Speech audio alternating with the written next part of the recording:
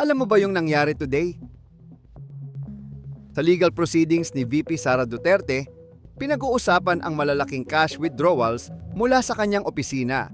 Hindi na kinuwestiyon ng depensa ang mga testigo dahil wala raw silang nakikitang problema sa mga testimonya. Patuloy pa rin ang pagdinig at inaasahang magtutuloy ang mga presentasyon ng ebidensya sa mga susunod na araw. May update sa impeachment trial ni VP Sara Duterte. Nahaharap ngayon si Senior Pia Cayetano sa ethics complaint dahil sa pag-post ng video na umano'y nag-splice ng pahayag ni House Prosecutor Chel Diokno. Ang video na ito ay nagdulot ng maling impresyon tungkol sa mga akusasyon laban kay Duterte. Sa Laguna, isang ama ang inaresto matapos umanong abusuhin ang kanyang menor de edad na anak. Ayon sa mga ulat, nangyari ang insidente noong nakaraang taon at ngayon ay nasa mga kamay na ng mga autoridad ang kaso.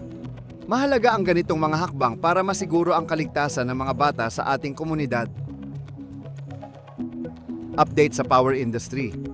Nag-aalala si Meralco Chairman Manny Pangilinan tungkol sa plano ni President Marcos na tanggalin ang system loss charges sa electricity bills. Ang tanong niya, sino ang sasalo sa gastos kung aalisin ito? Kasalukuyang hindi pa nagbabago ang distribution rate ng Meralco mula pa noong 2015. Kaya't malaki ang epekto nito sa iba pang bahagi ng power supply chain. Balita sa maritime industry. Pinapareview ng House Committee on Transportation ang investigasyon ng Marina tungkol sa ferry na lumubog sa Basilan. Kahit cleared na ang personnel, suspended pa rin yung shipping firm at may multang 3 milyon. Mahalaga ito para sa mga pamilya ng 66 na nasawi at sa mga nawawala pa rin.